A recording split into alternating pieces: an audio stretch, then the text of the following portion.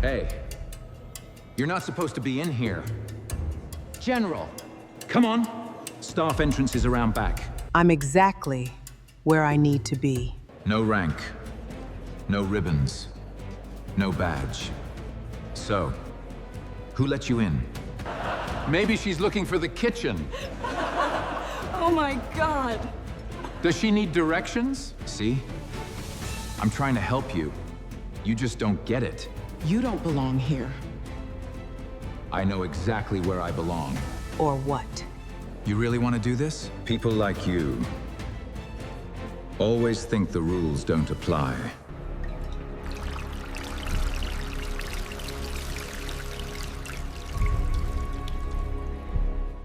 Say it again. This time, look me in the eyes. Every tragedy begins with a mistake. This one began with applause. The man you just watched is Lieutenant Chase Brenner, 28 years old, a decorated Navy SEAL. And before this night is over, he would trade every medal he owns to take back 10 seconds of it. The woman in the corner, the one he poured his wine over while the room laughed. You do not know her name yet. Neither did anyone else in that room. That, as it turns out, was the whole problem. So let me take you back. Before the wine, before 200 people rose to their feet, because neither of these two people is who you think. Start with the man. For 7 years, nobody had told Chase Brenner no. Early that evening, a general with 4 stars on his shoulder had pulled him aside, gripped his hand, and said it plainly. "You're going places, Lieutenant." "Just doing my job, sir," Chase said. Another officer raised a glass. "Save some promotions for the rest of us, Chase." The little circle laughed. Chase laughed with them. The easy laugh of a man who had never once wondered whether the joke might be at his expense. He believed he had earned all of it. The medals, the fast track, the way a room turned toward him when he walked in. And maybe, most of it, he had. That was what made him so hard to hate and so easy to inflate. He was good. Genuinely good. The trouble was that no one had ever made him sit with the difference between being good and being untouchable. Nobody asked why Chase's transfers were always approved first, why his paperwork never sat in anyone's stack. Across the room that night, one officer leaned toward another and murmured the word that had trailed Chase for years. "Golden boy." The other one did not smile. "Don't say that where he can hear you," he said. And that was all. 2 lines, but if you were listening, you understood. There were people in that building who protected Chase Brenner, and there were people who were a little afraid of what that protection was turning him into. He wore a trident on his chest. To the rest of the room, it was a badge. To Chase, somewhere along the way, it had become something else. Proof that the rules other men lived by had, in his case, simply been set aside. He touched it without knowing he did. Any time a room went quiet, any time he was not sure of himself, his hand drifted up, pressed it once, and let it go. Remember the trident. We will be coming back to it. And while all of that was happening, a woman walked into the same room, and almost no one noticed her at all. Around 50. A plain dark suit. No medals. No insignia. No drink.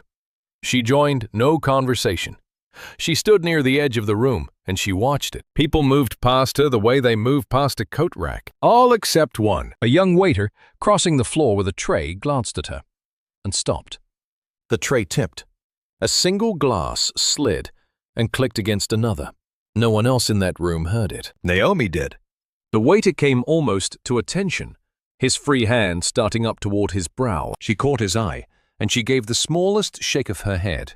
No. He swallowed whatever he had been about to do, lowered his eyes, and moved on. No one saw it. No one but the 2 of them. The first sign that the most important person in that room was not Chase Brenner did not come from a general. It did not come from Naomi herself. It came from a waiter with a tray. And the one man who should have noticed nothing at all. Her name was Naomi Webb. And here is the only thing you need to know about her tonight. For years, she had signed papers most people never knew existed. Quiet decisions that shaped the lives of men and women who would never once learn her name. She had not come to this gala to be seen. She had come for someone. For most of the night, the 2 of them never crossed paths, and then Chase, a fresh glass of red wine in his hand, noticed her. Alone, in the corner, no rank, no medals. The easiest target in the room. Beside him, a friend followed his gaze and grinned. Go on, Chase, show him. If he had turned the other way, none of what follows would ever have happened. He did not turn away. He smiled.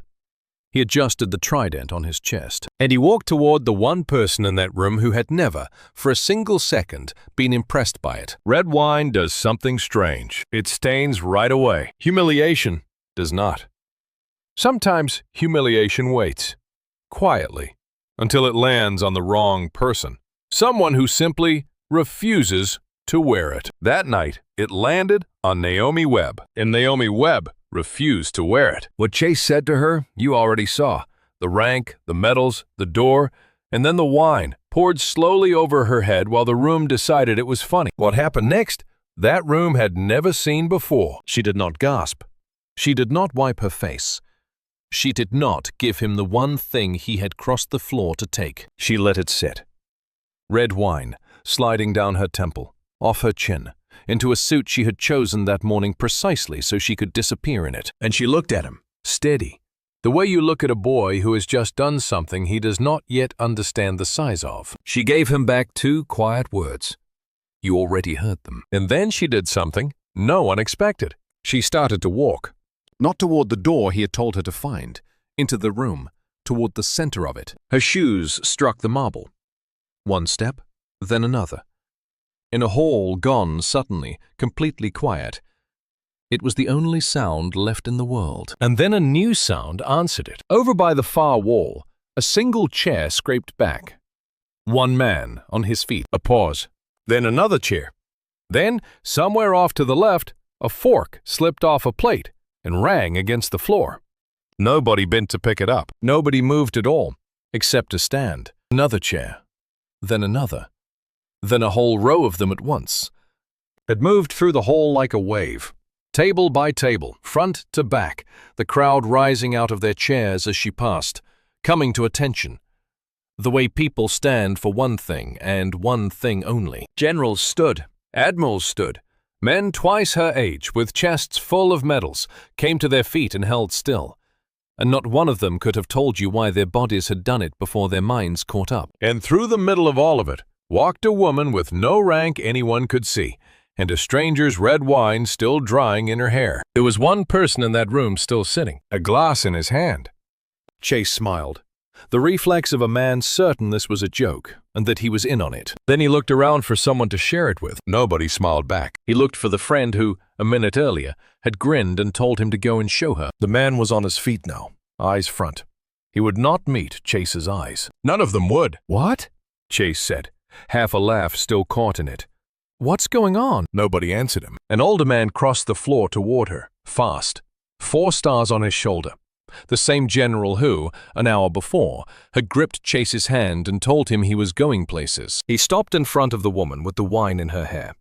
And he did the last thing Chase expected anyone in that room to do. He came to attention. Good evening, ma'am, the general said, quietly, almost carefully. She gave him the smallest nod, nothing more. Chase looked from the general to the woman, to a room full of people standing in silence. Why is everyone standing? He said. No one answered. No one even turned to look at him. And that was when it reached him. Slowly. All the way down. The thing he had done to that woman in the corner. The thing the whole room had done to her all night long. It was happening to him now. He had become invisible. A room full of people on their feet, and the golden boy was the only one in it that no one could see. He still did not know her name. He still did not know what she was. He only knew, for the first time in his life, that he needed to. Some words do not need to be shouted. There are names that rearrange a room the moment they are spoken. People stand a little straighter. Conversations die mid-sentence. And everyone in earshot quietly does the math on whether they are safe. Chase Brenner had never once been on the wrong side of that math. By now, the whole hole was on its feet, and something stranger than the standing had started to happen. The room was rearranging itself. Officers drifted, without seeming to decide to, toward the woman with the wine in her hair, and away from Chase. A clear, widening space opened around him, the way water pulls back from something it does not want to touch. A minute ago, He had been the center of the room. Now he was a hole in it. He did the only thing 7 years of being golden had ever taught him to do. He smiled, and he reached for control. "All right," he said, to the officers nearest him. "Somebody want to tell me what the joke is?" Nobody told him the joke. The major beside him, a man who an hour earlier had laughed at everything Chase said, took one step away. Just one step. Chase felt it like a door clicking shut. He caught the sleeve of a colonel moving past him. The man's face was the color of paper. "Who is she?" Chase said. The performance gone out of his voice now. The colonel did not answer right away. He glanced back over his shoulder first, to be sure she was too far off to hear him. Then very low. "That is the Inspector General." The name meant nothing to Chase. Not yet. The colonel saw that it didn't. And the next part he said, almost without moving his lips, "If she is in this room, Lieutenant, somebody's career is already over." Then he stepped away, quickly.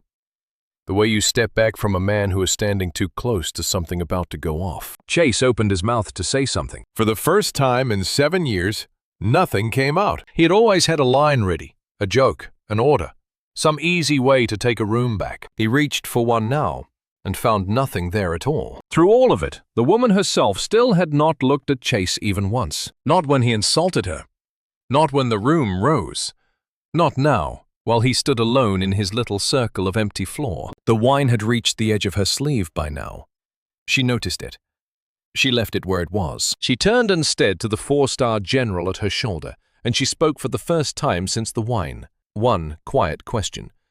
The kind of quiet a whole room leans in to hear. "Where is Colonel Hale?" The general did not answer right away. For the first time that whole night, a 4-star general hesitated, and every officer close enough to see it understood the same thing, without being told. The night had just stopped being about Chase Brenner at all. Every room like that one holds two kinds of soldiers. The ones everyone watches, and the one or two who are quietly holding the whole thing up. Chase Brenner had spent his entire career being the first kind. The man Naomi Webb had crossed a city to find was the second. "Where is Colonel Hale?"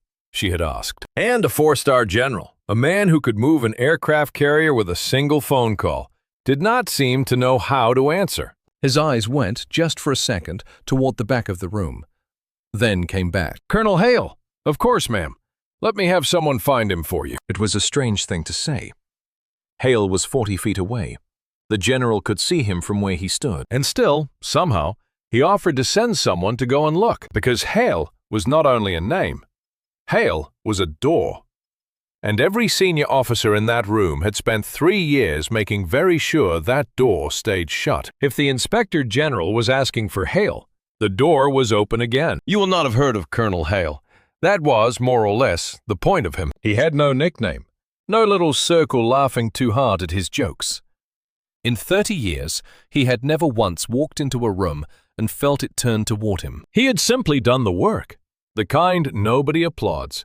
The kind that, when it is done right, looks like nothing happened at all. Chase wore his medals on his chest. Hale wore his somewhere you could not see them. And that was who Naomi Webb had come for. Not Chase, not the generals, not the cameras at the door, or the speeches that had not started yet. She had come, on a night she did not have to, for one tired colonel that most of the room had long since forgotten was still in uniform. There was a word that had been circling the whole room all evening, without anyone saying it out loud. The same word stamped on the badge over Chase Brenner's heart. 3 years ago, it had also been the name of an operation. Operation Trident. Nobody at that party said those 2 words.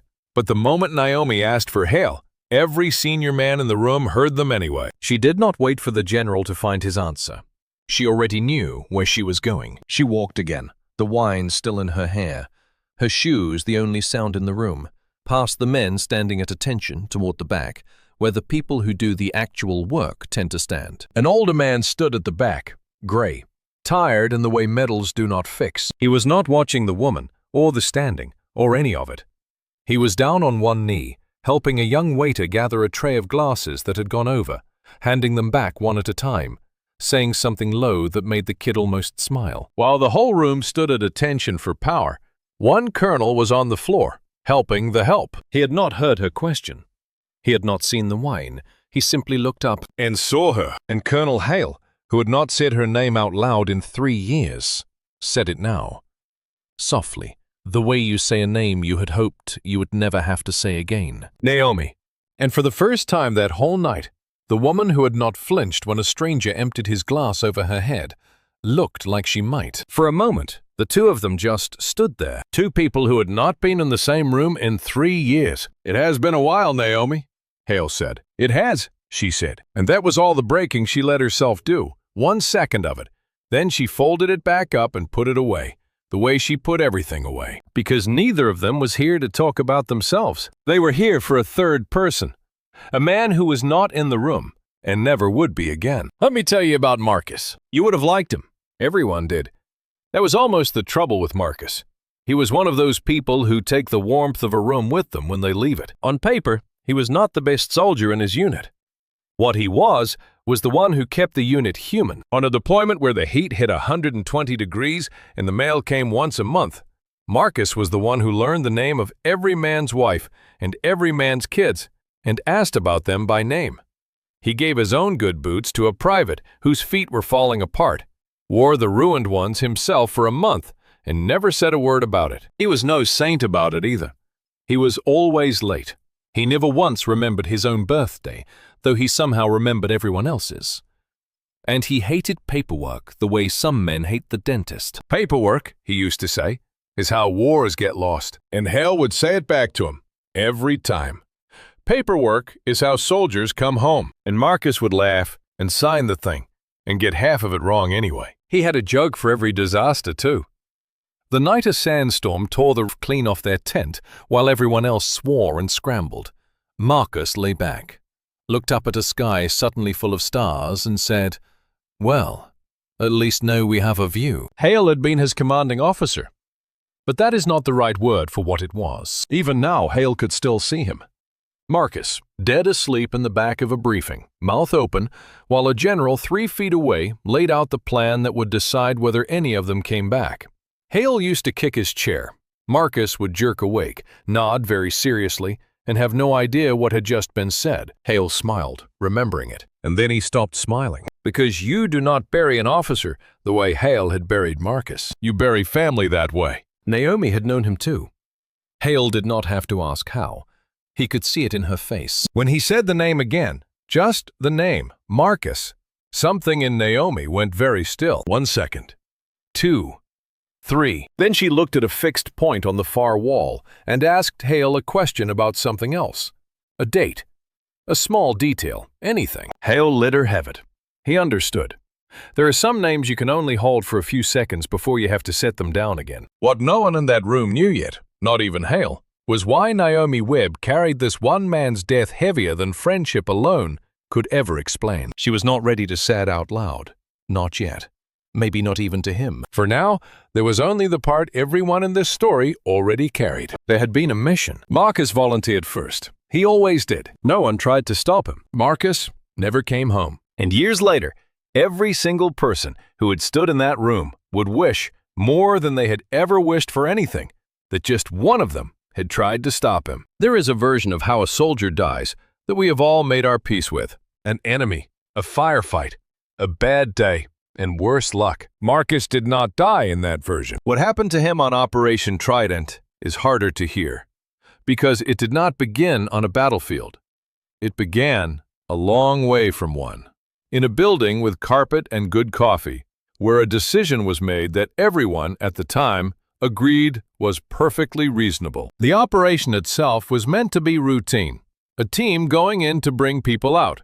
The men wore body armor, standard issue, ceramic plates, the kind that had carried thousands of soldiers home in one piece, the kind nobody thinks about because you are not supposed to have to. Marcus was scared that day.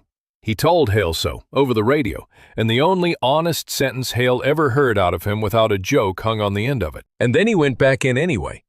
For a younger man who was pinned down and was not going to get out alone, Hale almost told him not to go. He has never forgiven himself for staying quiet. That was the last time he ever heard Marcus's voice. The plate Marcus was wearing was rated to stop the round that hit him. It did not stop it. 3 years later, in the middle of that loud party, Hale and Naomi finally said the rest of it out loud. Between the two of them, one piece at a time. 1 in 20, Hale said. 1 in 20 of those plates cracked, under heat, under stress. And the people who made them knew it, Naomi. The early test numbers were ugly, she said. So somebody made them pretty. 1 in 20 became 1 in 1,000. On paper. And someone signed the release anyway, Hale finished. And we sent our men out wearing it. There was a silence after that. The kind that has a shape to it. Because a piece of ceramic, the size of a paperback, that Marcus had trusted with his life because his country had told him he could, cracked in the heat of Operation Trident. And it had not been bad luck. It had been arithmetic. Someone, at a desk, with the true numbers in front of them, had decided that 1 in 20 was a figure worth burying. Hale still had the plate. The real one. Marcus's. He kept it in a drawer he did not open often, and some nights he took it out and held it, and tried to feel the exact weight of the thing that had failed. It never weighed enough. Nothing that small ever does. Somebody had changed the numbers. On purpose. Who? That was the question. Who sits at a desk with the real numbers in front of him and decides which ones the country is allowed to see? For 3 years, Naomi Webb had chased that answer. And when she finally found him, he was not what she had expected. He was not hiding. He was not ashamed. He was, in fact, having a very good year. His name was Royce Calder. He ran the company that made the plates, and if you passed him on the street, you would have taken him for somebody's favorite uncle. Calder gave money to hospitals. He paid for the schooling of the children of fallen soldiers, and he did it quietly, with no camera anywhere near it. The people who worked for him loved him. He knew their kids by name. By almost every measure a person uses to judge another person, Royce Calder was a good man. That is the first thing you have to understand about him. The second is that he had read a report showing that 1 in 20 of his plates would fail, and he had buried it. And he had slept soundly every night since. Naomi had sat across a table from him once. She had laid all of it out, the ugly first numbers, the pretty final ones, the men. Calder did not interrupt. He did not sweat. When she finished, he folded his hands on the table, and he was quiet for exactly 3 seconds, the way he always went quiet before he said a thing he had decided was true. "Let's be practical, Inspector," he said, and then he explained it to her, gently, the way you explain something to a child you are fond of. If he had reported that number honestly, the program would have been shut down for years. And in those years, how many men would have gone out the door with no plate at all, with nothing between them and the round? He had done that math too. The plate that failed 1 time in 20 still brought home the other 19. He had not killed anyone, the way he saw it. He had saved 19 men out of 20, men you will never hear about, because they came home. And men who come home do not make the news. And here is the part that kept Naomi awake at night. Worse than if he had simply been a monster. He believed it. Every word of it. Royce Calder went to bed each night genuinely certain that he was one of the good guys, that the arithmetic was on his side, that a man who saves 19 and loses 1 is a hero, and the world was just too soft to thank him for it. His name was Marcus, Naomi said. I'm sorry? The one. You're 1 in 20. He had a name. It was Marcus. Calder nodded slowly, with something that looked almost like real sympathy. I'm sure he did, he said. They all do. Before she left, she asked him the only question she had come to ask. If you could do it again, knowing what you know now, knowing about Marcus, would you change the report? Royce Calder gave her the courtesy of actually thinking about it. Then he counted the way he did.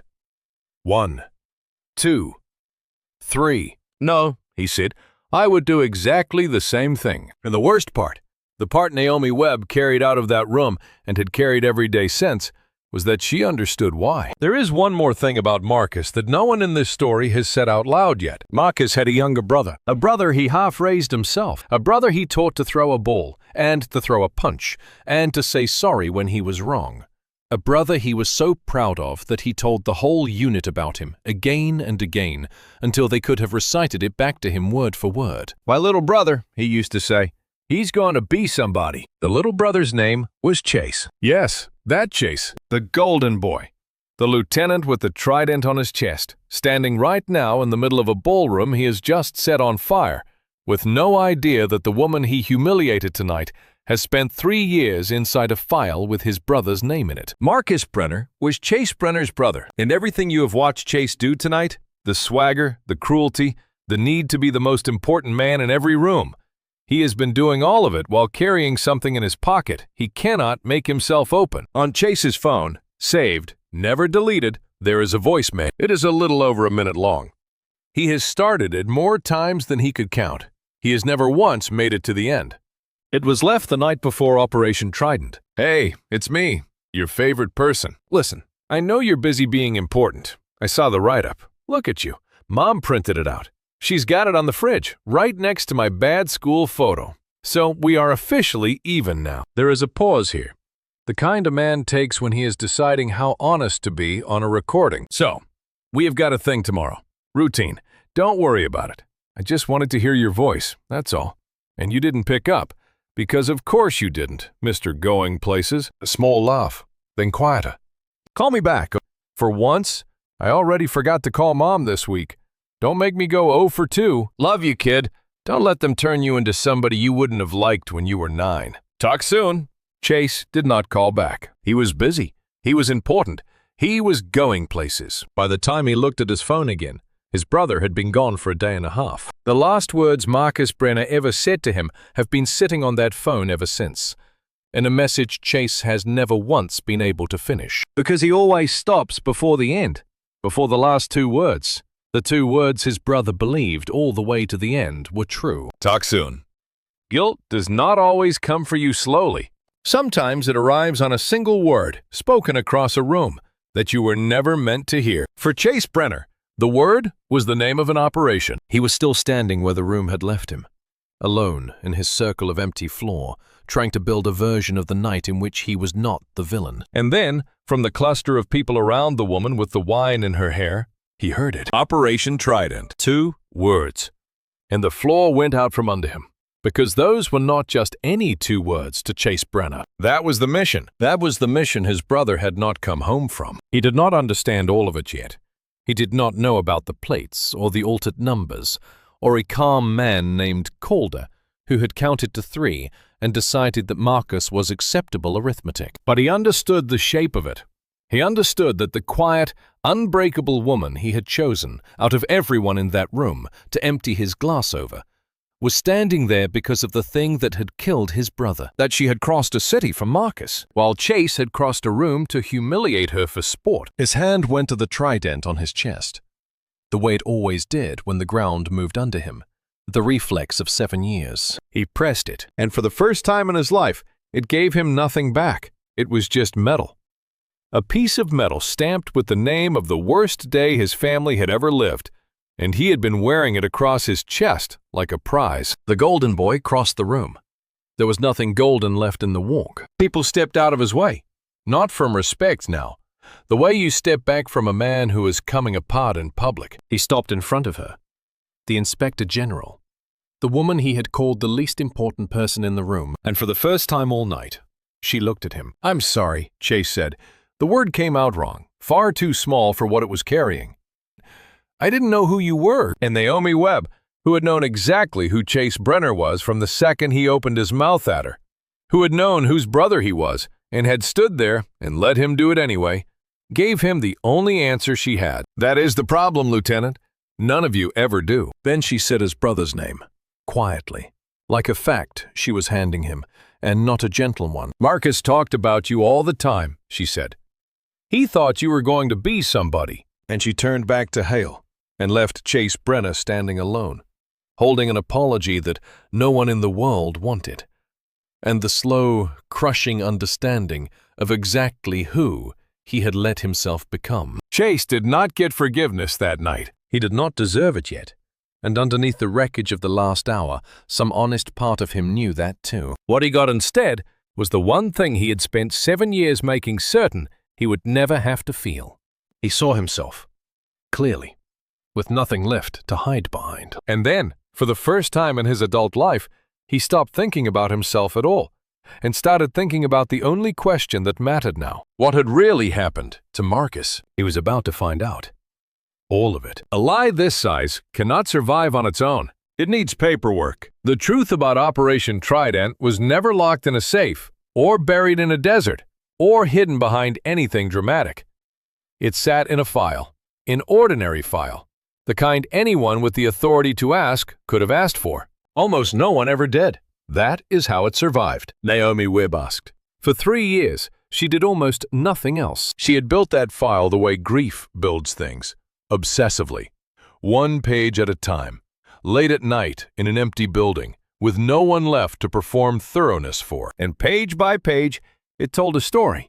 Not the official one, the real one. "Show me," Chase said. "All of it." It was the first thing he had asked anyone all night, without already knowing the answer he wanted. Naomi looked at him for a long moment.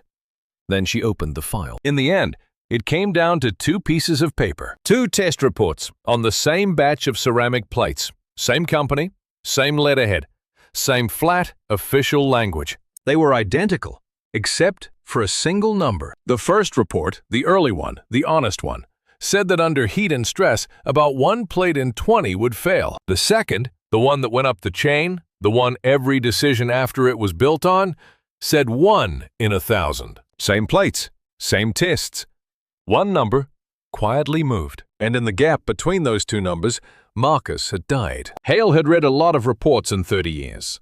He said it had taken him most of his life to understand that this was the weapon. Not a rifle, not a bomb. A report, he said. The thing that killed my men had a letterhead. For a moment, nobody said anything. Naomi closed the folder, one finger keeping her place. Hale set a hand flat on the edge of the table, the way a man does when the floor is not quite steady under him. Chase did not move at all. 3 people, in the quietest few seconds in that whole loud building. Then Naomi went on. Because a changed number does not kill anyone on its own. Somebody has to act on it. So she had followed the paper. The false report had traveled all the way up the chain, and at the top of that climb sat one last document. A release. An approval. The page that took those plates out of a warehouse and strapped them onto living men. That page was signed. And here is what had kept Naomi inside the file for 3 years, long after she had more than enough to bury Calder. Calder had changed the number. That much she could prove. But somebody else had made the original report disappear. Somebody had pushed the approval through faster than approvals ever move.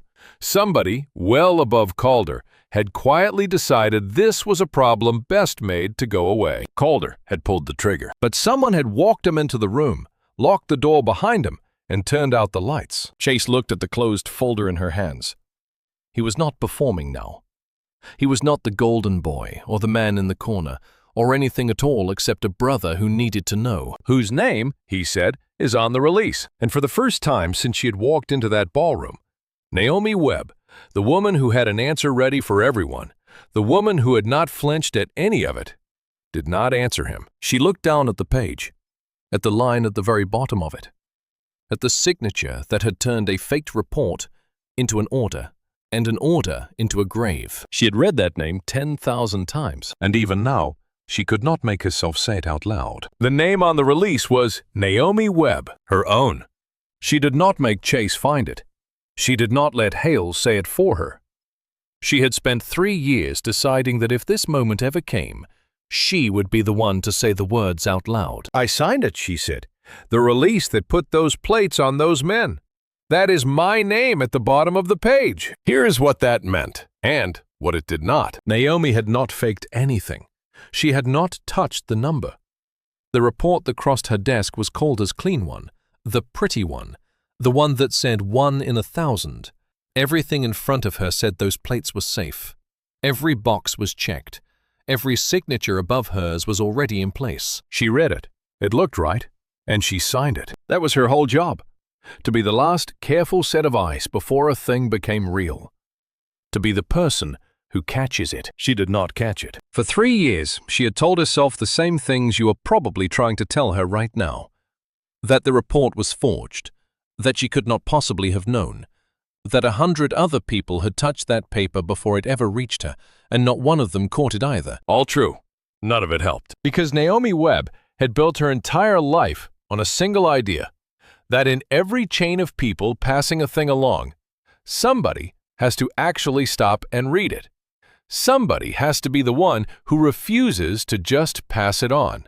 She had spent 30 years believing she was that person. And the one time it mattered most, with Marcus's life folded inside an envelope of clean-looking lies, she had signed her name and passed it along, exactly like everybody else. So she had spent every day since trying to do the only thing left that she could do. Not undo it. You cannot undo it. Drag the whole truth out into the light, no matter who it burned, including her. She had not come to this party to clear her name. She had come to put it on the record, right next to the others. She was about to hand the world a file that ended Calder and the men above him, and that did not leave herself out of it. The most powerful watchdog in the military was going to indict herself. On purpose. In public. Chase did not say anything for a long time. Some part of him, the old part, the golden part, wanted to find the anger and point it at her and feel clean for once in his life. He could not, because Chase Brenner knew exactly what it was to fail Marcus and have to go on living in the same body afterward. She had signed a page she should have read more slowly. He had let a voicemail run all the way to the end and never once called back. They had failed the same man, from opposite ends of the same chain, and the only difference between them that mattered was this. For 3 years, she had been trying to make it right. He had been wearing the trident to parties. That is the thing about the truth. It does not sort people into the innocent and the guilty. It just turns the lights on and shows you everyone who was standing in the room. Naomi closed the file. There is one more name in here, she said. Above mine, above Calder's. And that name is the reason your brother is a story now, instead of a man. There is a kind of betrayal that does not feel like betrayal while it is happening. It feels like good fortune. It feels like a hand on your shoulder and a voice telling you that you are going places. The last name in Naomi's file was not Calder's. Calder had only changed a number. Somebody above Calder had made the whole thing disappear. The honest report vanished. The approval was rushed through, and the one officer who tried to stop it was quietly buried for trying. That officer was Hale. They thanked me for telling the truth, he said. Then they took my command. I tried to stop them too, Naomi said. From the inside, I was not enough. It was the only excuse she would ever offer.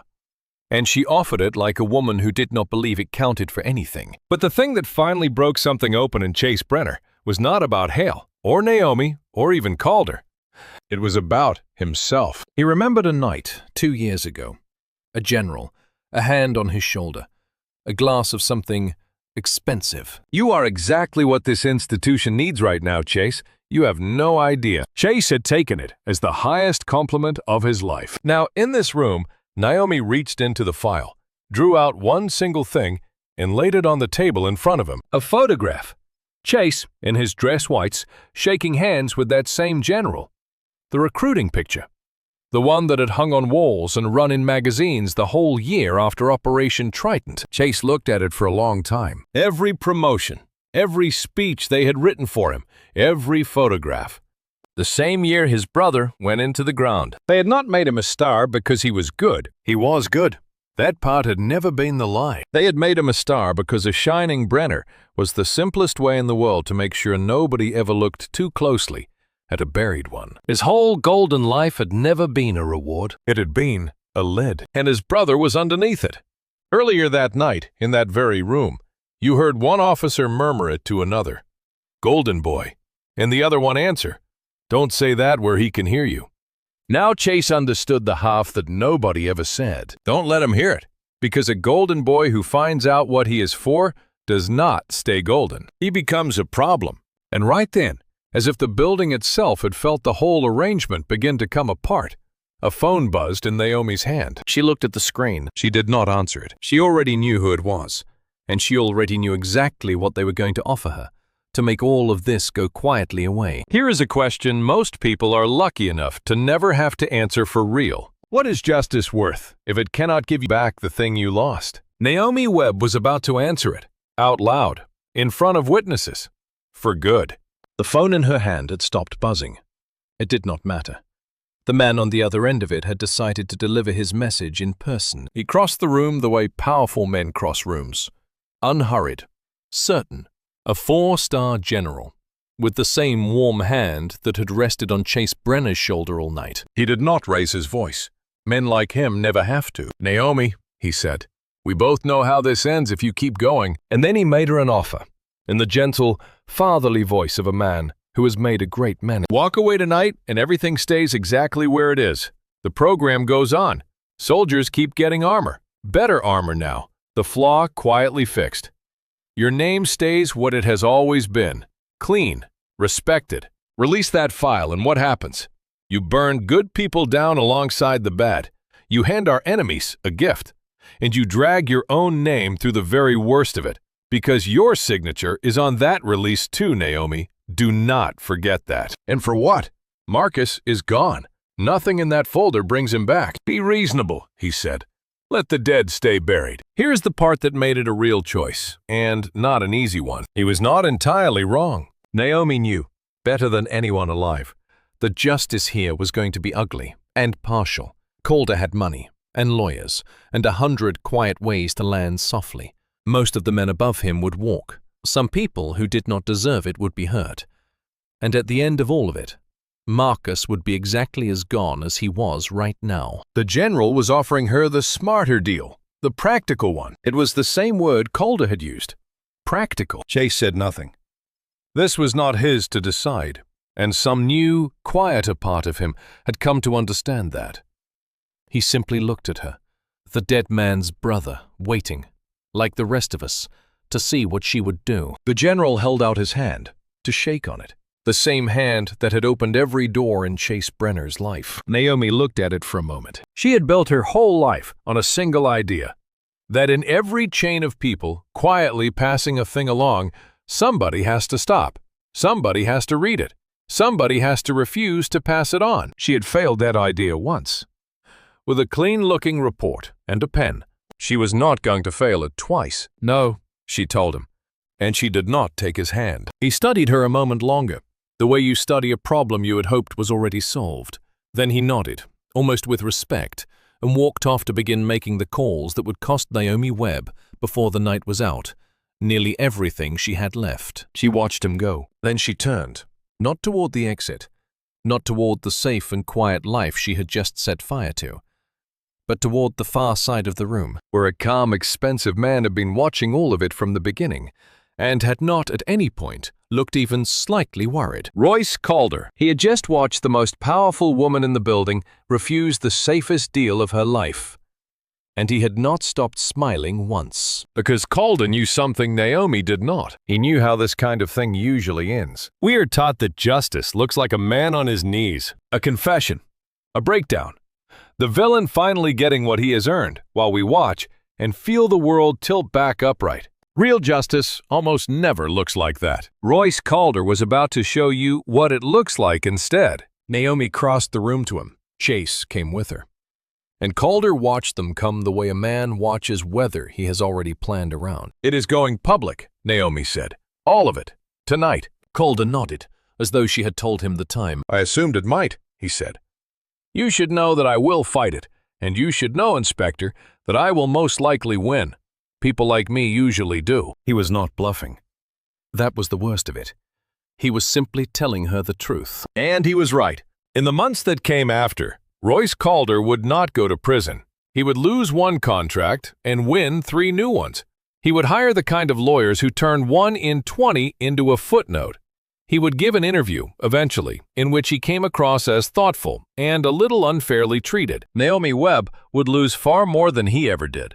Her name, her career. The clean version of herself she could have kept simply by staying quiet. If you are waiting for the part where the bad man pays and the good woman is rewarded, it is not coming. This was never that kind of story. But there was one thing even Calder's lawyers could not give back to him. His whole life, Royce Calder had believed he was a good man, a hero even, the one who saved 19 and was too modest to say so. That belief was the floor he stood on. It was the thing that let him sleep at night. Naomi took it away from him, not with the file, with a handful of quiet words. She did not raise her voice. She had never once needed to. "You keep saying 1 in 20, she said, as if it were a number. He had a name.